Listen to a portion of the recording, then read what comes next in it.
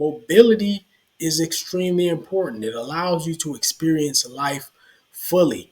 And I want to warn you one more time against looking for every opportunity to take the easiest, most comfortable way.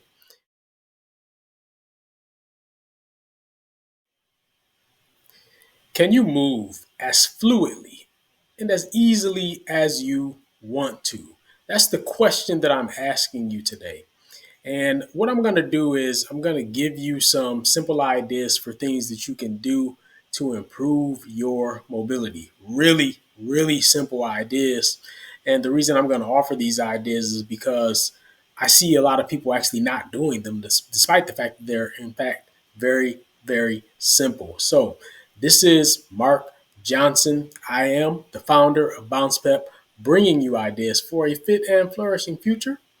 I'm also the youngest son of Bill Johnson, and I want to thank you for subscribing. If you haven't subscribed, I hope you do so immediately.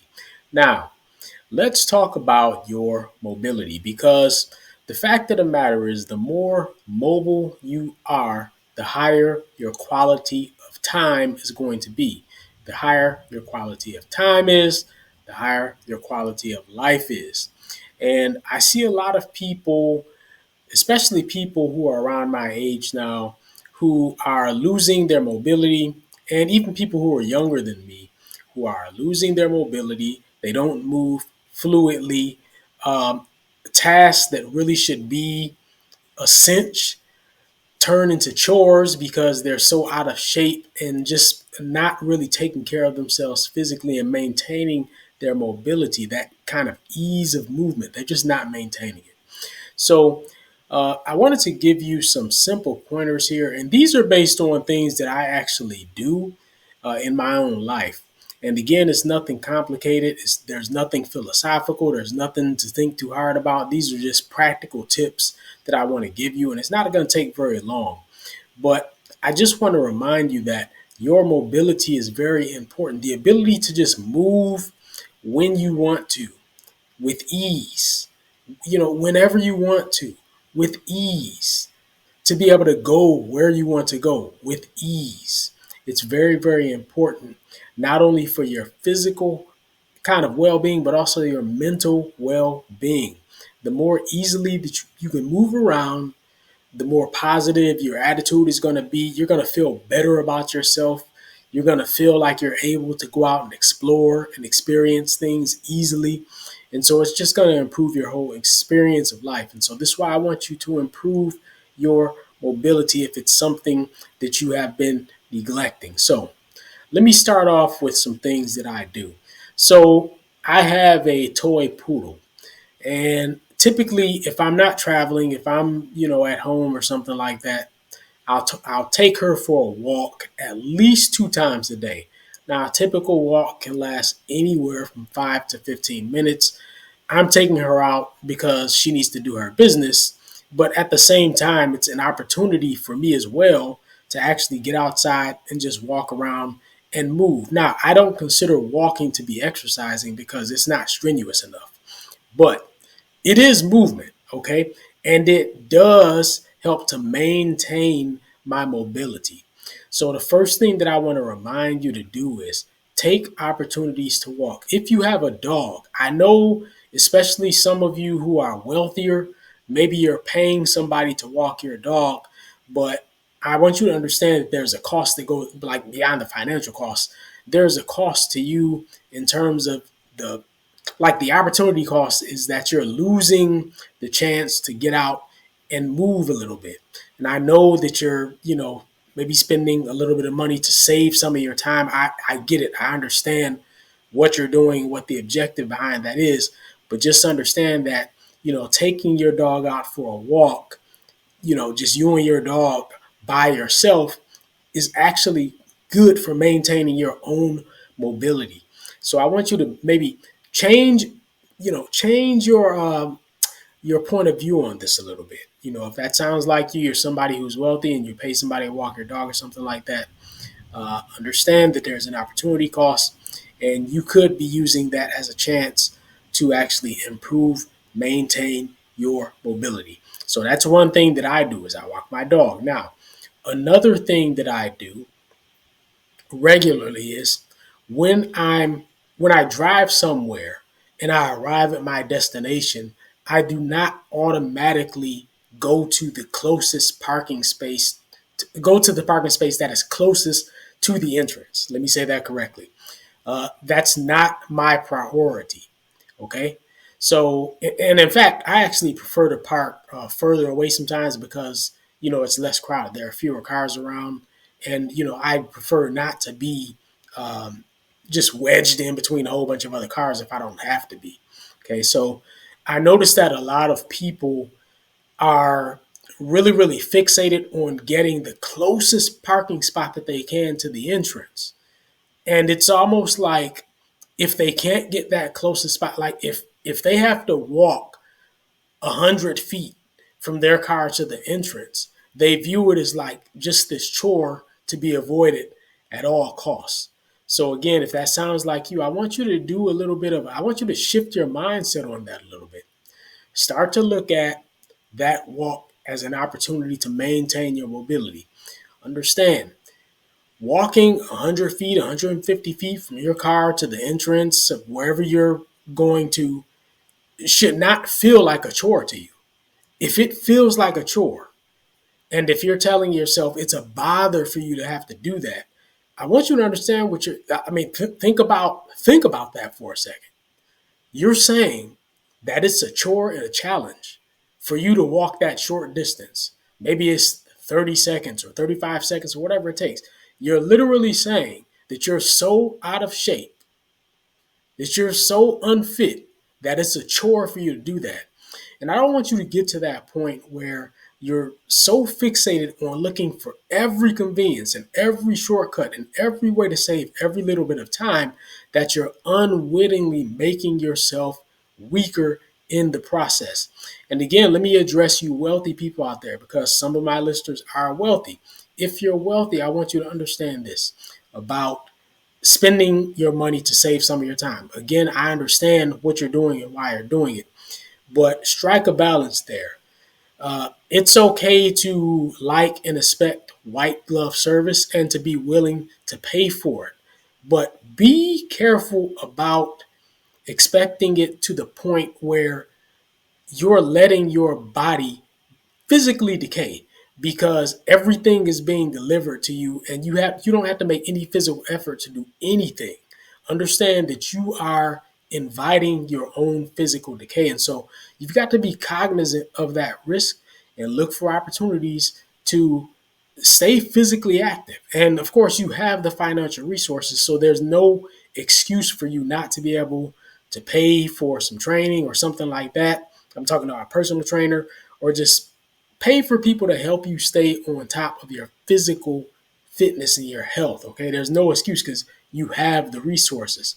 So be careful about indulging in white glove service to the point that you aren't doing anything physically and you're literally just letting your body just deteriorate slowly but surely. Okay, now another thing that I do on the regular is I take the stairs and I take them on purpose. If you show me a staircase and an escalator or an elevator and they are within close proximity of each other, I am almost, it's more than 99% likely that I'm going to take the stairs, unless there is a reason that I feel that I have to take the escalator or I have to take the elevator. I will take the stairs. I'm doing that on purpose. I was reading an article in the newspaper recently, and I didn't realize this, so I learned something. But they said that you burn about, it was something like you burn 20 times more calories climbing stairs than you do simply by walking. And, you know, from my experience, I can say that that seems like it's probably about true in terms of like your energy expenditure. Because if you notice when you climb stairs, it is quite a bit more challenging than simply walking on flat land. You'll get tired and fatigued much more quickly climbing stairs. But I want you to understand again the opportunity in doing this. The more you acclimate yourself to climbing stairs on a regular basis, the stronger your legs are going to get. The stronger, basically, the stronger you're going to get, period. And the more stamina you're going to have. So you want to look for opportunities to take that flight of stairs, even though it may take you a little bit more time, and even though, yeah, you may get a little bit tired. I want you to take that opportunity because the point is for you to get stronger so that over time you don't get tired anymore. My basic point to you is this: basic mundane actions such as walking, okay? I'm literally talking to you about walking, should not feel like a chore. And I look around at people and I see so many people for whom walking seems to be a chore. And number one, it's unattractive. It's really unattractive. Okay. And number two, it's really unhealthy. So I want you to stay on top of this, okay? Look for opportunities to walk a little bit more if you're someone who has been neglecting, that kind of just basic physical activity. Okay, look for opportunities to walk more. Look for opportunities when you have the opportunity to take the stairs. Take the stairs. A lot of times, I've said sometimes it can be slower, but I've found that actually the stairs a lot of times ends up being faster than the escalator and the elevator. So, in addition to it being faster a lot of times, you're also going to just be maintaining your strength and maintaining your mobility, that fluidity of movement, that ease of getting around. That's what you're maintaining, okay? And one of the reasons I want you to do this is because let me tell you something. When you live life and you really live life well, one of the things that you are doing is you're traveling. You're going to see different places. And when you're traveling, look, I don't care how well off you are. If you don't get out of that seat of that vehicle and set your feet on the ground and walk around and explore a place on foot, you're never going to get the the authentic experience. There's only you can you Your experience is going to be so limited as long as you're being chauffeured around in a car seat or a taxi or a bus seat or whatever you're riding in, whatever it is. At some point when you're traveling, okay, mobility is so important because it allows you to get out of the car, get out of the seat, get on your feet, and explore on foot and discover things that you would never be able to discover from the seat of a vehicle. Okay?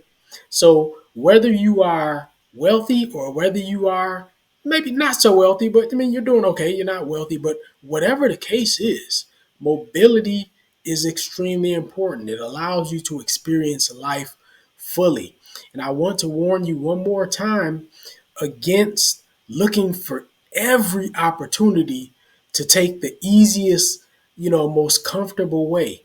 Uh, that can actually, in the long term, be to your disadvantage if your body is just getting weaker and weaker and weaker and weaker. You're not maintaining your flexibility and your mobility, okay?